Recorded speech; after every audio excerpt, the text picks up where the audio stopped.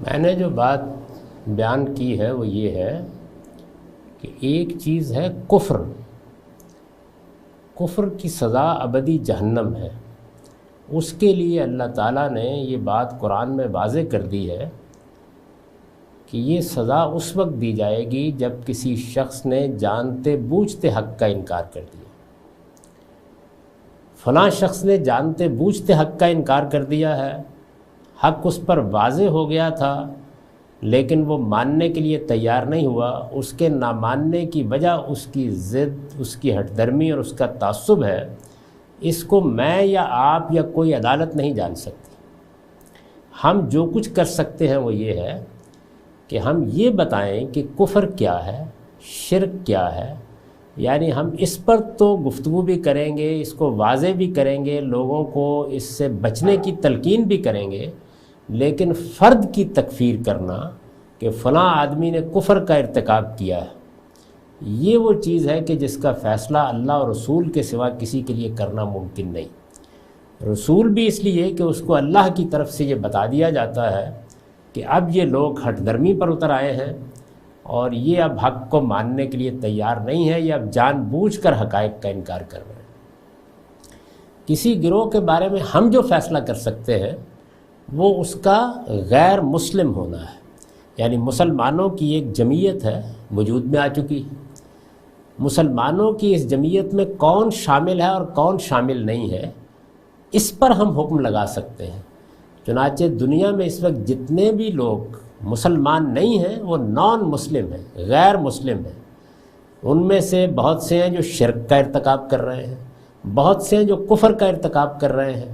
ہم شرک اور کفر کو ان پر واضح کریں گے لیکن ان کی تکفیر نہیں کریں گے، ان کو غیر مسلم کہیں گے۔ ایک تو یہ بات سمجھ لیجیے۔ دوسری چیز یہ ہے کہ اللہ تعالیٰ ان کے ساتھ کیا معاملہ کرنے والا ہے۔ قرآن نے یہ اعلان کر دیا ہے کہ اللہ کے ہاں اسلام ہی دین کی حیثیت سے قبول کیا جائے گا۔ اس کا مطلب کیا ہے؟ اس کا مطلب یہ ہے کہ کوئی گروہ بھی اللہ کے ہاں یہ نہیں کہہ سکتا کہ ہدایت یہ بھی ہے اور وہ بھی ہے، حق تک پہنچنے کا راستہ یہ بھی ہے اور وہ بھی ہے۔ قرآن نے واضح کر دیا کہ اللہ کا دین ایک ہی ہے، یہی دین اس نے اپنے پیغمبروں کو دیا تھا، سارے پیغمبر اسی دین کو لے کر آئے، اس کا نام اسلام ہے، اس دین ہی کو خدا کے ہاں قبولیت حاصل ہے۔ چنانچہ رسالت مآب صلی اللہ علیہ وسلم کو مخاطب کر کے یہ کہا گیا ہے کہ شرع لکم من الدین ما وصی بہ نوحا والذی اوحینا الیک وما وصینا بہ ابراہیم وموسیٰ وعیسیٰ ان اقیموا الدین ولا تتفرقوا فیہ۔ اس آیت کا مفہوم یہ ہے کہ جو دین ہم نے پیغمبر تمہاری طرف وحی کیا ہے وہی ہم نے سب پیغمبروں کو دیا تھا، اور سب پیغمبروں کو یہ نصیحت کی تھی کہ اس دین کو مضبوطی سے پکڑو، اور یہ جو فرقے بن جاتے ہیں، جو بدعتیں داخل ہو جاتی ہیں، جو طرح طرح کے نظریات اس میں داخل ہو جاتے ہیں، ان کے قریب نہ جاؤ اور دین کو اپنی زندگی میں قائم رکھو۔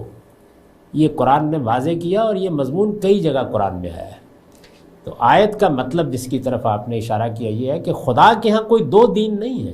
ایسا نہیں ہے کہ خدا کے ہاں خدا کی ہدایت پانے کا ایک راستہ وہ بھی ہے جو اس وقت مثلا مسیحی اختیار کیے ہوئے ہیں، ایک راستہ وہ بھی ہے جو یہودی اختیار کیے ہوئے ہیں، ایک راستہ وہ بھی ہے جو ہندو مت کے ماننے والے اختیار کیے ہوئے ہیں یا بدھ مت کے ماننے والے اختیار کیے ہوئے ہیں۔ یہ جو تصور تھا کہ ایک دین اور ایک دعوت اور ایک حق دنیا کے سامنے رکھا جائے، خدا نے اسی کو اختیار کیا ہے، مختلف راستے نہیں ہیں۔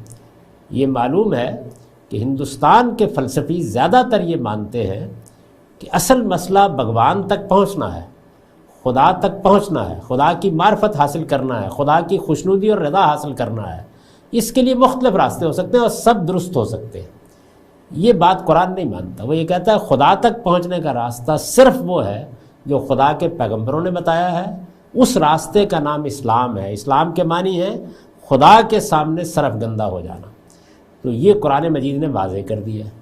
اب یہ سوال پیدا ہوتا ہے کہ وہ لوگ جو اس دعوت کے، یہ دعوت ہے نا جو قرآن نے دی ہے کہ دیکھو میرا دین صرف اسلام ہے اور اسلام کے سوا میں کوئی اور دین قبول نہیں کروں گا، تو سوال یہ پیدا ہوتا ہے کہ جو لوگ اس وقت اس دعوت کو قبول نہیں کیے ہوئے، کیا سب کے ساتھ ایک جیسا معاملہ ہوگا؟ اس کا جواب یہ ہے کہ ہر شخص کے ساتھ معاملہ اس کے علم کے لحاظ سے ہوگا، یعنی سب اس دین کو سمجھنے، اس کو ماننے، اس کو اختیار کرنے کے مکلف ہیں۔